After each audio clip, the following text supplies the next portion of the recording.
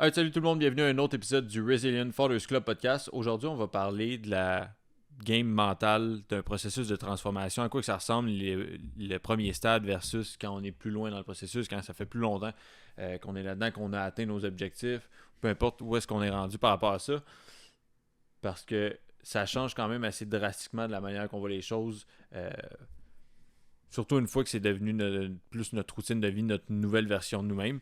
Puis, tu sais, toi, Jay, justement, tu le vois beaucoup avec le monde parce que Ouais. toi, tu parles Là, avec les avant. gens quand ils rentrent dans le processus ou même avant qu'il y ait pas le moindre petit changement qui a été commencé. Ouais. Puis moi, je les vois, je Le veux dire, j'étais pendant. avec eux le pendant, puis à la fin, à quoi que ça ressemble. Je veux dire aussi tes voix au courant du processus. Des fois, tu vas avoir des conversations avec eux. Tu dois voir là après aussi. Là, tu dois avoir du monde qui ont été clients ou qui sont venus, ils ont eu leurs résultats, ils ont passé comme au prochain niveau, puis là, ils continuent par eux-mêmes, ils volent leur propre aile, comme je dis. Ouais. Fait que tu sais, toi, tu dois voir le pendant puis l'après. Moi, je vois le avant puis le pendant aussi. Ouais. Puis tu sais, tantôt, on en parlait un peu offline, on va dire ça de même. Puis je disais, il y a 3 stages, mais en réalité, il y en a plus comme 4. Puis ce que je veux dire par là, le quatrième, c'est celui que je vais introduire en premier, qui est souvent le plus tough pour le monde. Ouais. Puis le avant, c'est avant de lever la main comme quoi tu as besoin d'aide pour tracer une ligne dans le sable, puis avancer, puis arrêter de regarder en arrière, puis de faire le yo-yo, puis de perdre 10 livres, de reprendre 12 livres, puis d'en perdre 10, puis de remonter, puis ouais, cette réalité-là, c'est souvent, c'est à peu près 9 personnes sur 10 qui viennent nous voir, c'est ce qu'ils nous mentionnent.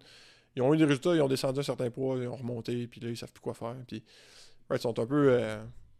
sont tannés, il y en a qui sont désespérés, puis tu sais, admettons, moi je prends l'analogie du baril, là. Il y en a qui sont vraiment au fond, puis tu sais, quand je dis vraiment au fond, j'ai du monde qui sont venus me voir déjà, puis qui parlaient d'idées suicidaires, puis que c'était tough. T'en as eu des clients qui t'en parlaient. Ouais. Puis c'est pas pour dire que t'as besoin d'attendre pour être là, pour sortir de la première étape qui est l'intro, ou peu importe comment on peut En l'appeler, phase là. de réalisation. Ouais, tu sais, le déclic, puis la ligne dans le sable qui se trace, que je dis tout le temps. Mais il y a beaucoup de monde qui viennent nous voir avec un objectif, puis on a déjà fait mention de ça, mais t'as l'objectif qui est logique. Hey, j'ai 60 livres à perdre, ça n'a pas de bon sens. Comme je t'ai soufflé. Ouais, tu me parles de tous les symptômes. Je t'ai soufflé quand j'attache mes souliers, quand j'attache mes bottes. J'ai mal partout. J'ai pas de motivation. J'aime pas ce que je vois dans le miroir. C'est tous des symptômes. Le root cause, comme on dit dans un langage plus business, admettons, qu'est-ce qui te drive, qu'est-ce qui te pousse à faire la chose, la justification du pourquoi, c'est une raison émotionnelle. C'est comme quand tu vas faire un achat de quelque chose, tu veux le nouveau iPhone parce que, man, c'est nice, la caméra est vraiment plus nice, il est plus smooth, les couleurs sont plus belles, ça brille, ça sent bon, j'aime la dopamine de déballer le sel de la nouvelle boîte. Mais ça fait du sens parce qu'il y a un deal dessus, right? Tu le justifies avec la logique à chaque fois après, puis l'humain fonctionne comme ça, de façon humaine, c'est comme ça qu'on est. C'est la même chose dans un processus de transformation physique. Mais souvent, quand on parle de perte de poids, c'est l'inverse. C'est, au lieu d'être du plaisir, c'est que c'est de la douleur. T'arrêtes pas d'accumuler des événements qui font mal. Right, on a eu une conversation avec Gordon sur un podcast dernièrement qui est venu, tu sais, lui, il avait pris énormément de poids, il frôlait le 300 livres, il avait perdu du poids, il a remonté juste en dessous du 300 livres, puis il y a eu le déclic mental du genre de « Oh fuck, j'arrive proche du 300, je me rapproche du chiffre que je voulais plus jamais retourner. » Ça, c'est... Tu sais, c'est un événement, c'est un strike qui a fait mal. Après ça, il y a eu le décès d'un de ses frères qui disait « Ça en est un deuxième. » Puis là, à un moment donné, il y a eu un événement où il est allé faire une course, puis il était pas capable de suivre, il était pas capable de finir la course, il a fallu qu'il s'arrête, puis il payait sur le bord de la route. Puis ça a été pour lui l'événement qui a fait qu'il a c'était assez dans son accumulation de marde, on va dire ça de même. Puis souvent, ce monde-là, il y a de quoi qui va décliquer, qui va se passer. Soit qu'ils vont tracer la ligne par eux-mêmes, soit qu'ils vont aller chercher de l'aide, mais c'est le bout le plus dur parce qu'il y en a qui ont pas assez mal pour passer à l'action. Puis il y a du monde qui vient de me voir des fois, puis c'est déjà arrivé à du monde qui venait me voir qui était à 240 livres, puis qui mesurait 5 et 7, puis que c'était un poids qui était complètement démesuré pour leur grandeur et leur proportion. Puis on creusait ensemble, puis on essayait de trouver c'est quoi réellement le motivateur, puis la justification de pourquoi il fallait qu'ils le fassent. Puis je leur disais, tu sais quoi, je pense pas que t'es prêt encore. Puis là, eux, ils finissaient par me dire, ouais, ben, je pense que t'as raison. Tu sais, dans le fond, c'est pas si pire que ça. Puis... Mais moi, dans ma tête, je suis comme, man, t'es genre 70 livres overweight, là. Comme, ça devrait faire assez mal. Mais je leur dis, tu sais, ce que tu peux faire, c'est que tu peux aller manger du gâteau, puis prendre les 10 livres que t'as à prendre, puis quand tu vas être à 250, là, où est-ce que la barrière psychologique, elle va kick in, tu viendras nous revoir, puis ça va peut-être embarquer. Puis là, c'est pas pour dire que c'est tout le temps le cas, mais je vais quand même le mentionner pour que le monde il comprenne que la prévention puis le passage à l'action, des fois, il n'est pas tout le temps connecté pour bien du monde. Puis c'est pour ça que je dis que c'est le bout le plus dur, parce qu'il y a du monde que même s'ils sont dans une situation de marde, ils sont devenus confortables dans leur marde. Ils se sont habitués à ça. Graduellement. Ouais, puis ils n'ont pas encore assez mal pour tracer cette ligne-là, puis dire, OK, là, c'est assez, puis là, j'avance. Puis c'est pour ça que ce monde-là, il y en a qui vont jouer au yo-yo, puis qui vont se mettre des objectifs de, faudrait que je perde un petit 10 livres, même si j'en ai 20, 25 à perdre. Ou faudrait que je perde 30 livres, mais j'en ai 80 à perdre. Puis la raison pourquoi ils font ça, c'est qu'ils se protègent. Parce qu'ils ont peur de revivre la blessure psychologique de j'ai pas réussi encore une fois. Ouais, ça, c'est ce qu'on voit à chaque fois, puis c'est ça qui est le plus dur, puis c'est pour ça que le monde a de la misère à franchir cette ligne-là. C'est qu'ils se protègent de quoi qui fait plus mal de façon psychologique que physique. Puis c'est pour ça qu'ils sont capables d'endurer la douleur physique pendant encore plus longtemps. Ouais. Ceci étant dit, pour le monde qui sont au point où c'est comme, OK, là, c'est assez, puis je le sais que c'est assez, puis j'ai mon driver émotionnel, j'ai ma justification de pourquoi il faut que je perde du poids, pas juste parce que mon corps m'envoie des signaux, mais parce que je suis plus capable d'endurer ça. Puis qu'ils franchissent cette ligne-là, que ce soit avec nous, que ce soit par eux-mêmes, que ce soit avec d'autres mondes, peu importe c'est avec qui ou comment. Là, on entre dans la phase numéro 1 du processus qui est l'exposition à une nouvelle réalité. C'est une sortie de zone de confort. On sort de nos barrières, puis c'est... Peu importe ce que tu fais dans la vie, à chaque fois que tu sors de ces barrières-là, tu vas être inconfortable. Ouais, même si cette situation-là est en train de te tuer un petit peu, ça va quand même être sûrement beaucoup plus difficile de changer ça. Ouais.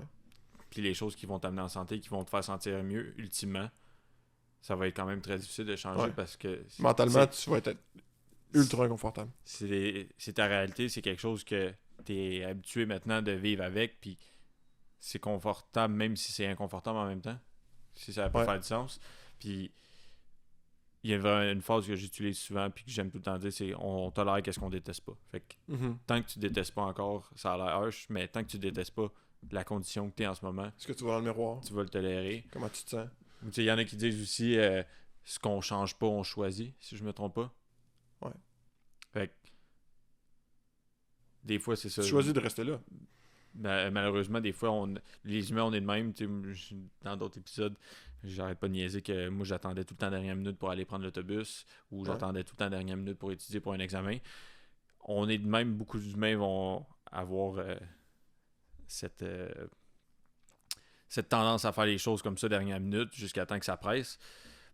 Mais pour la santé, je veux dire, pour la qualité de vie, il y a bien quelque chose, je pense qu'on peut faire un effort de ne pas attendre dernière minute, c'est ça. Parce que, on le dit tout le temps, on va tout le temps le dire, mais ça l'aidera jamais, ça n'aura jamais l'impact que ça a besoin d'avoir dans les oreilles de la personne qui est pas prête à l'entendre et qui est pas rendue là. Ouais. Fait que ça, c'est juste de le garder en tête, puis c'est pour ça que je dis à ce monde-là, le but, c'est pas que ça soit méchant, c'est juste que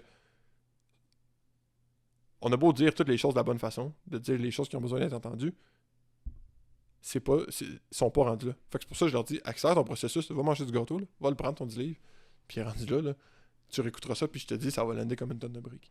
Ouais. Parce que des speeches de même, il y en a des milliards sur Internet qui se ramassent viral parce que c'est populaire, puis ça sonne bien, puis c'est hot, puis... La musique, mais ce monde-là sont pas rendus là, sont pas prêts à l'entendre, puis c'est correct. C'est plate à dire, mais c'est correct parce que tous les outils du monde servent à rien si la personne ne veut pas s'en servir. Ah. On les a, nous autres, les outils. On l'a vu à des centaines de répétitions. Puis c'est pour ça que quand je rencontre quelqu'un, une première fois, je veux m'assurer que ça va être la bonne fois pour cette personne-là. Ah, parce que sinon, ce qui arrive, c'est qu'on rajoute un autre clou dans le cercueil de « j'ai pas encore réussi ». Puis je le sais avec ces gens-là, comment que ça leur fait mal, puis que ça complique le processus. Fait que j'aime autant mieux qu'ils continuent de se stretcher dans une zone inconfortable pour qu'ils soient à un point où c'est comme « Ok, là, il faut vraiment que je sorte de là. » Là, c'est inacceptable, je peux plus rester là-dedans. C'est pour ça qu'on en parle, parce que on a tellement eu ces discussions-là souvent, tu sais, avant qu'on parte à notre compte puis qu'on lance Bear Brothers, dans le fond, avec Quantum, avec l'autre gym qu'on a travaillé, tu sais, des appels avec des gens comme ça, j'en ai eu des centaines et des milliers, puis j'en ai eu d'autres par après, puis j'en ai encore aujourd'hui, puis c'est comme mon quotidien maintenant depuis, ça fait peut-être 3 ans, moi que je suis là-dedans, toi ça fait 5 ans. J'ai compris que tu peux juste aider une personne qui est prête à se faire aider, puis l'expression tu peux amener un cheval à rivière, mais tu peux pas le forcer à boire. Puis là, je disais ça au monde, mais genre, je suis pas en train de te dire que t'es un cheval, mais le concept est le même. Là. Je peux pas te forcer à t'aider, puis la triste réalité, c'est qu'il y en a qui. Le cheval, s'il a pas soif, il boira pas. Mais toi, si t'as pas assez mal, tu t'aideras pas, puis tu vas rester là. Puis je pense que c'est tout ce qu'il y a à dire puis à comprendre là-dessus. Puis le monde qui sont à un point où ils sont entre l'introduction et la phase 1 du processus qu'on décortique en ce moment, ils vont le comprendre, ce point-là. Ouais. Parce que c'est arrivé plein de fois que j'ai eu des discussions avec du monde que je leur disais, tu sais quoi, man, moi je peux t'aider à t'empêcher de te péter à la face puis d'éviter le mur qui s'en vient à 100 000 à l'heure. Mais il y a du monde qui ont besoin de se péter à la face pour comprendre qu'ils ont besoin d'aide. Puis je leur disais littéralement mot pour mot ce que je viens de dire là. Puis il y en a qui prenaient la décision de partir. Puis d'aller faire les choses de leur côté. Puis de continuer de vivre leur vie un peu dans le déni, on va dire ça de même. Puis à chaque fois, pour elle, justement pas, à chaque fois que j'ai eu à dire ça à quelqu'un, c'est pas arrivé 10 000 fois, mais c'est arrivé. Ils revenaient 3, 4, 5, 6 mois plus tard. Ils avaient empiré leurs conditions. Puis là, ils étaient dans cette période-là de genre, OK, là, je suis plus capable. Ouais. Fait que c'est pour ça que moi, quand j'ai vu ça à maintes et maintes reprises, j'étais comme, ben, fuck it. Quand je vois que c'est cette personne-là, parce que je suis capable de le saisir maintenant avec ces conversations-là, je le dis à la personne, je dis, pour vrai, t'es pas rendu là. Tu vas perdre ton temps. Continue de profiter de la vie puis de vivre dans la zone que t'es en ce moment. Moi, je le sais que la personne n'est pas confortable. La personne, elle se dit, je suis pas si bien que ça, j'ai du poids, mais c'est pas si pire, puis c'est correct. Mais c'est correct-là, faut qu'elle continue de l'empirer jusqu'à temps que ça soit le déclic ultime. Là. Puis je le vois aussi tellement souvent depuis que j'ai commencé à faire ce métier-là.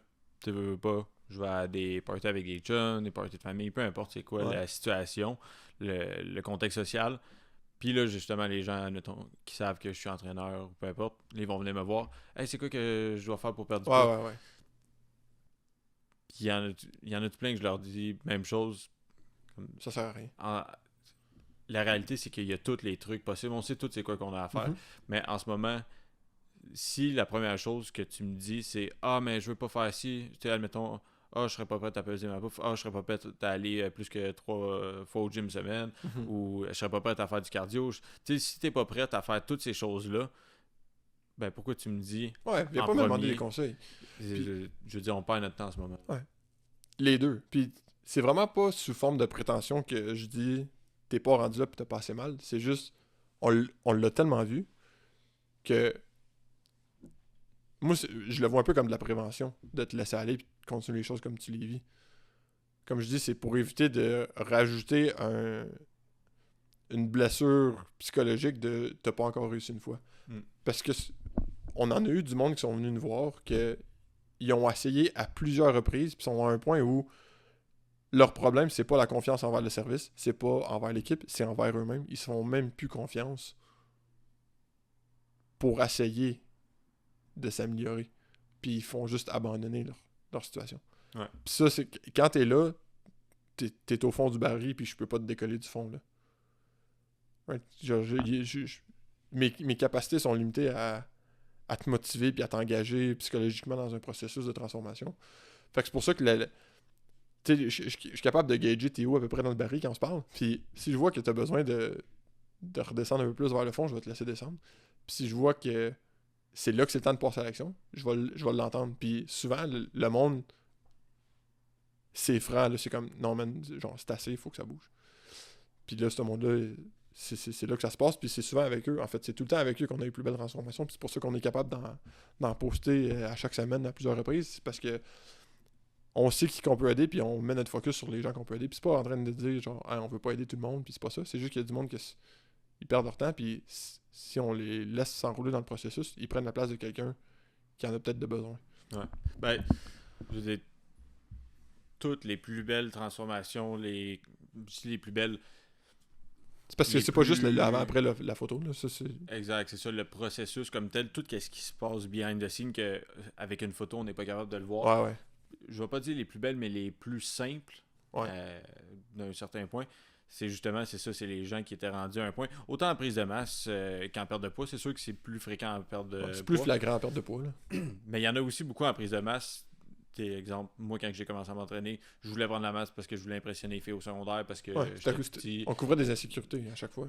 Exact. Fait que quand j'ai commencé là-dedans, je veux dire, toute l'information que je trouvais, je l'absorbais puis je l'appliquais. Il n'y avait pas de ah ouais, mais moi là, je me souviens, j'allais au gym en longboard, je mangeais mon meal en revenant en longboard parce que je voulais prendre la masse. Fait que, en tout cas, il n'y en avait pas de. L'anabolique Il y avait... window, là. Ah ouais. Il n'y en avait pas de frein devant moi pour atteindre mes objectifs. C'était peu importe tout ce que je dois faire pour l'atteindre, j'allais le faire. Ouais, exact. Puis c'est la même chose. C'est pour ça que je dis que c'est beaucoup plus fréquent avec les gens en perte de poids. Mais ça, toutes les transformations comme qui ont le mieux été, c'est ces gens-là qu'ils savaient exactement c'était pourquoi qu'ils faisaient, c'était quoi qui les drivait. Ouais. Autant que justement, ils n'étaient pas fiers de ce qu'ils voyaient dans le miroir ou qu'ils voulaient impressionner du monde. Peu importe c'est quoi, il n'y a pas de mauvaise raison au départ pour commencer. Là, comme je dis souvent au monde, c'est qu'à un moment donné, veux pas dans le processus, tu vas évoluer. Je veux dire, je suis rendu à 29 ans, je m'entraîne plus pour impressionner les filles au secondaire. Je veux dire, ça fait plus que 10 ans que ça j'ai serait fini weird le un peu secondaire. si t'essayais d'imprimer une fille de secondaire. ça fait plus que 10 ans que j'ai terminé. Fait que, tu sais, maintenant, mes raisons ont changé. Maintenant, c'est beaucoup plus la longévité, la performance, juste bien me sentir en Le général. bien-être en général. Ouais. Puis, je veux dire, l'aspect physique va toujours rester dans l'équation. Mais ce que tu dis là, je vais faire une parenthèse. Tu sais, le bien-être, puis toutes les raisons qui justifient pourquoi que tu maintiens cette habitude-là. Quand quelqu'un vient nous voir et nous dit que c'est ça qu'il veut, je suis comme bullshit, man. C'est pas ça du tout ton objectif. Parce que je sais que dans le processus de changement identitaire, de genre je suis pas bien à je veux être bien, c'est pas ça que tu recherches au T'es début. pas rendu à cette étape-là. Puis on va le dire, puis ça va faire un très bon clip, là, mais les militaires ont très souvent un ego de je suis capable d'en prendre plus, je suis résilient. Fait qu'il y a comme une façade invisible qui se crée au niveau de comment ils sentent puis qu'est-ce qu'ils laissent transparaître. Mais la réalité, c'est que chaque personne qui vient nous voir pour une transformation physique, c'est 9,9 fois sur 10 pour des raisons personnelles en lien avec comment que les gens se sentent puis comment ils se perçoivent. Ouais. La performance puis la job, c'est tout le temps un symptôme ou un dérivé de ce qu'ils recherchent parce qu'il y a une insécurité qui existe au départ. Right? Même si le gars est déjà en shape, mais qu'il n'est pas assez en shape pour aller au requis, aller au para, aller à whatever, c'est par rapport à son image personnelle. C'est une insécurité qui vient couvrir en essayant de se dépasser, en essayant de s'améliorer. Même chose pour la personne en surpoids. C'est une insécurité, c'est un manque de confiance. Puis c'est correct. C'est vraiment pas pour juger, c'est vraiment pas pour attaquer, puis c'est pas pour trigger l'ego pantoute de la personne. C'est juste, faut que vous soyez capable de vous dire les vraies affaires si vous voulez changer puis atteindre vos objectifs. Parce que tant que vous vous mentez, vous allez constamment vous mettre des barrières invisibles qui vont vous empêcher de progresser puis évoluer vers la personne que vous voulez, vers votre version 2.0, comme je dis. Fait que je pense que c'est bon de le dire, puis que ça soit entendu, puis la personne qui est prête à entendre ce message-là va le prendre, puis va le recevoir à bras ouverts. L'autre personne qui n'est pas encore là va continuer de vivre dans le déni, comme on disait tantôt. Ouais. Puis, Flash News, là, comme il dit, tout le monde que je connais qui ont commencé à s'entraîner, c'était pour...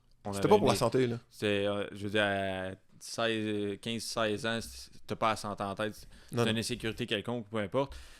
Mais juste pour que le monde comprenne, cette insécurité-là, tu la surmontes pas une fois que tu as atteint le physique. Tu la surmontes durant le processus à te répéter semaine après semaine, mois après mois, année après année, que tu es capable de justement t'en tenir à travailler vers un objectif que tu t'es mis en place. Puis c'est quand que tu l'atteins, c'est pas à cause que tu as atteint le physique, c'est à cause de tout le travail que tu as fait puis que tu n'as jamais abandonné. Ouais, c'est ça qui fait que tu surmontes cette insécurité-là par la suite. Là, bien entendu, des fois, il y a d'autres choses qui rentrent en ligne de compte, mais j'ai pas surmonté cette insécurité-là parce que j'avais des plus gros biceps, mais parce que je me suis prouvé à moi-même que j'étais capable de faire le travail. Ouais. Sans, t'as bâti une confiance, t'as bâti une identité au-delà de l'esthétique du muscle.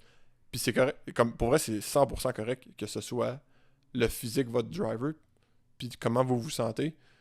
L'humain, à la base, est ultra self-oriented, axé sur lui-même, ses besoins, ce que lui veut, ses besoins. Puis c'est correct.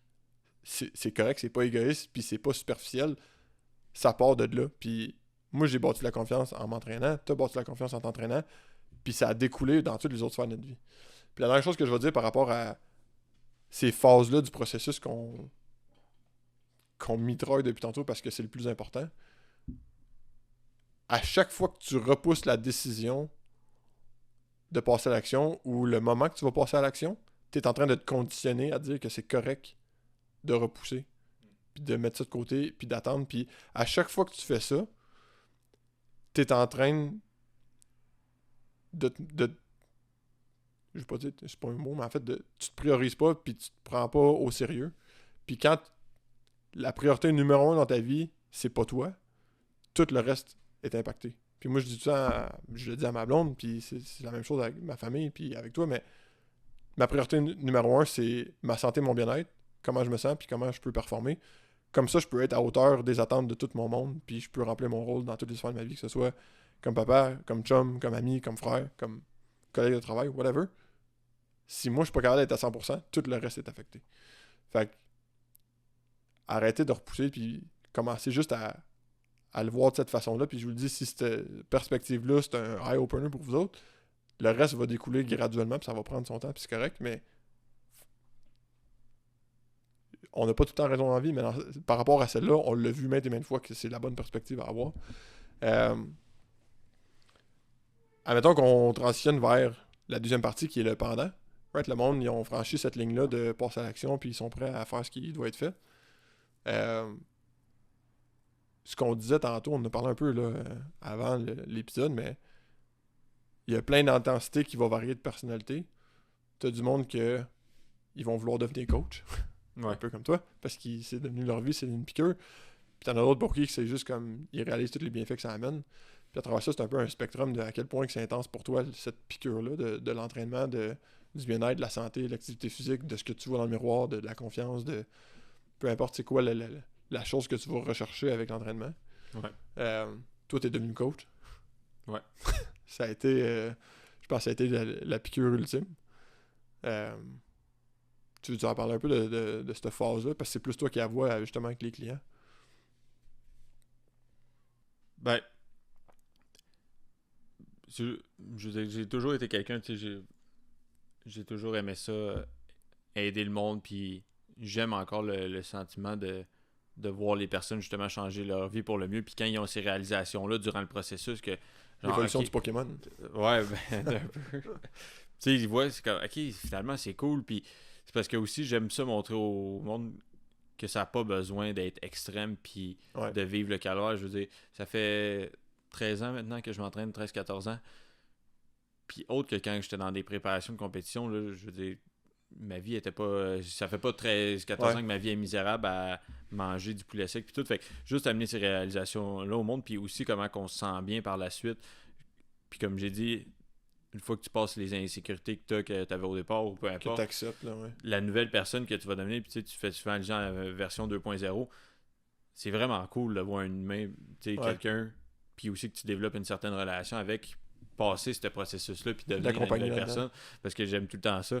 T'sais, en fin de semaine, j'étais allé avec une de mes clientes, Jess, qui a fait sa première compétition de bikini.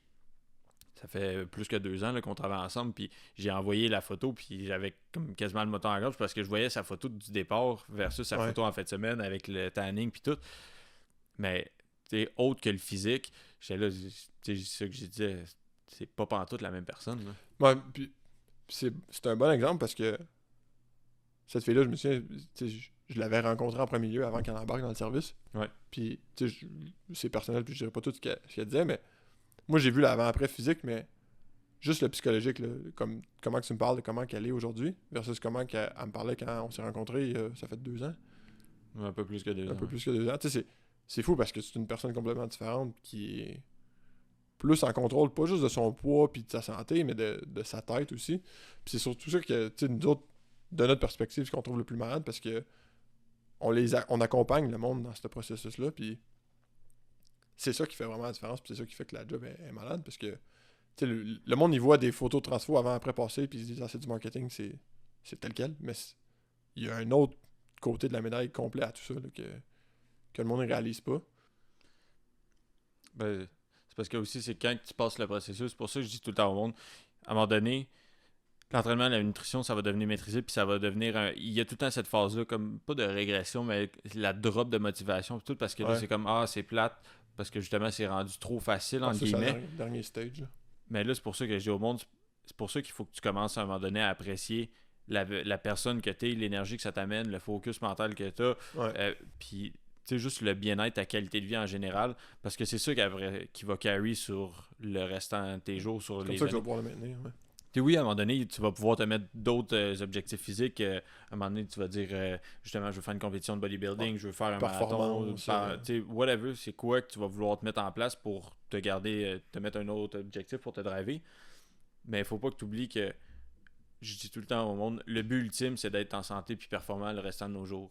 Ouais. Tu sais, quelqu'un à 60 ans, t'es pas vieux, là. T'es capable encore d'aller Ouais. marcher, de jouer avec tes petits-enfants, peu importe c'est Faire quoi. l'amour avec ta blonde. Ouais, c'est ça, toutes ces choses-là, je veux dire, parce que je me souviens quand on était jeunes. Moi, je le le dis, monde, puis là, il y a peut-être du monde qui écoute, puis sont comme. Ah, il fait souvent allusion à être capable de bander, d'être capable d'avoir sa graine, puis d'être capable de faire l'amour avec sa blonde. Ça a été prouvé, là. Tout ce qui est relié au sexe, c'est un driver qui est ultra puissant pour une main. Fait que, il y en a pour qui vont faire comme moi, des fois, pourquoi il dit ça. Puis il y en a d'autres pourquoi que. Ils entendent ça, puis ils savent qu'ils vivent ce problème-là ou ce besoin-là en ce moment. Puis je le dis parce que je l'ai eu dans des conversations c'est parce que à chaque fois. Là. qualité de vie, je veux dire, relation de couple, je veux dire, ça fait partie de ça. Puis, Ouais. je me souviens, il y a bien du monde qui disait, tu vas voir, quand tu vas avoir 30 ans, tu vas commencer à avoir mal au dos. Puis ça me faisait tellement chier, puis j'étais là, genre, ferme ta gueule, parce que honnêtement, c'est juste parce que toi, t'es trop lâche en ce moment pour faire les actions pour. Tu dis qu'à 30 ans, la bédaine, c'est quoi 30 ans la bédaine ou je sais plus trop. C'est quoi. Ouais. Je déteste ça, cette mentalité-là, parce que On essaie de normaliser un tu problème. jokes avec ça. Ouais. Il y a du monde qui vont faire des jokes, puis en tout cas, on va dire que c'est bien intentionné, puis c'est bien correct, on peut rire. Mais le monde qui après ça, il utilise la joke pour se cacher derrière Se ça, couvrir, puis dire, ah ben, tu sais, le monde le dit, ça fait que c'est normal. Non, mais c'est pas normal. Ouais, mais c'est. Tu sais, nous autres, c'est parce qu'on le voit, puis on voit toutes le fameux spectrum que j'utilise tout le temps. On le voit, là. Il y en a pour qui c'est une joke, puis c'est juste une joke, puis ça y fait rien. Il y en a d'autres pour qui, comme tu dis, c'est une façon de se protéger d'une douleur psychologique, puis il reste là-dedans, puis c'est son excuse, puis il y en a que ça les amène loin, là. Il y en a que ça les amène à peser 300-400 livres. Là. On en a vu du monde de même. Fait que c'est pas mal ça. Puis tu sais, mettons qu'on recap là, juste ces étapes-là, juste pour que ça soit vraiment plus clair pour le monde. Là. La pré-phase, là, mettons, le zéro, on va dire, c'est l'exposition à la ligne qui est tracée dans le sable et que t'es pas encore prêt à franchir. Phase 1, c'est quand tu passes cette ligne-là puis tu te dis que t'en as eu assez puis que tu veux que ça change. Ouais. La phase 2, c'est découvrir ton nouveau normal, où est-ce que tu réalises que dans le fond, tous les fameux mythes que tu pensais qu'ils étaient vrais, tes croyances, c'est là qui shift. Ouais. Parce que t'es dans le processus de devenir ta version 2.0, puis t'as toutes les petites réalisations qui ont lieu de hey, finalement, la nutrition, c'est vraiment pas si pire que ça. Je pensais que ça serait un calvaire. Finalement, j'aime ce que je mange. Finalement, c'est facile. Je pensais que j'aimais pas le gym parce que je souffrais physiquement, mais finalement, j'aime le feeling de la pompe, d'être raqué. Tu vas dépasser dans le d'avoir gym, tu vois que t'es plus fort que tu pensais. Exact. Puis la phase 3, c'est la dernière qui est où est-ce qu'on est rendu, où est-ce que t'es tellement acclimaté à ce nouveau normal-là que ça fait des années. Il y en a que ça va leur prendre 5 ans, il y en a que ça va leur prendre 10 ans, mais nous autres, ça fait au-dessus de 10 ans qu'on s'entraîne. On est dedans en ce moment. C'est notre nouveau normal. Il y a des jours qu'on se lève, on veut pas s'entraîner, mais on le fait pareil parce qu'on sait tout ce que ça nous amène. Ouais. Puis les journées qu'on le fait pas parce que whatever, c'est quoi notre excuse du moment qu'on se donne de genre ah ben j'ai pas eu le temps parce que j'étais parti ou j'étais en vacances, whatever. On le sait c'est quoi que ça fait quand on s'entraîne pas. On connaît les répercussions. Fait que c'est pour ça qu'on finit tout le temps par y revenir parce que ça fait partie de notre but de vie. Ça fait partie de notre identité 2.0 qu'on a atteint. Puis ce processus-là, tu sais, comme là, on le breakdown, là, je vais mettre un chiffre arbitraire, là, mais je le mets sur 10 ans. Là. C'est au jour le jour que ça se vit.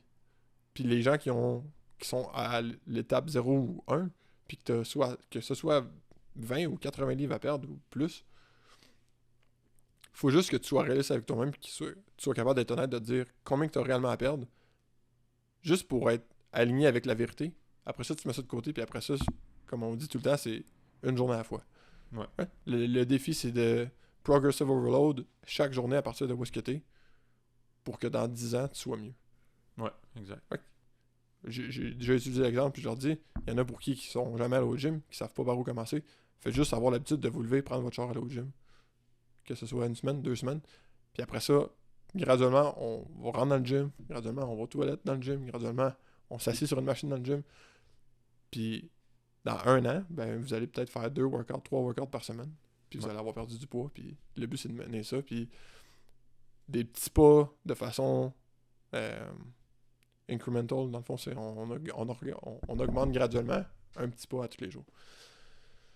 Ça fait pas mal le tour. J'espère que... Je pense vraiment que c'est une bonne conversation. Puis le monde qui vont l'écouter, puis le monde à qui ça va s'appliquer, je pense vraiment que cette discussion-là peut être le chiffre que les gens ont besoin pour réaliser que c'est réaliste puis c'est atteignable. Puis c'est pas hors de portée pour eux. Non, tout le monde peut le faire. C'est juste... faut comprendre cette réalité-là, puis... De se dire les vraies affaires, puis d'être prêt d'avoir les vraies conversations, puis d'être prêt à naviguer au travers du processus. Nice. T'as-tu des derniers points par rapport à la game psychologique d'une transformation? Non, ça fait pas mal le tour. Puis, de toute façon, si jamais vous avez des questions par rapport à ça, que vous voulez qu'on en discute, écrivez-nous sur Instagram. On va prendre un appel avec vous, on va regarder ça ensemble. Puis, c'est ça, juste vous aider à naviguer au travers de ça. Puis, des fois, faire les réalisations, ça peut toujours faire du bien. Fait que, c'est ça. Laissez-nous savoir en commentaire si vous aimeriez qu'on rentre plus en détail aussi là-dessus dans un prochain podcast. Puis, on va pouvoir en reparler. Fait que, merci d'avoir écouté. Puis, on se reparle dans un prochain épisode.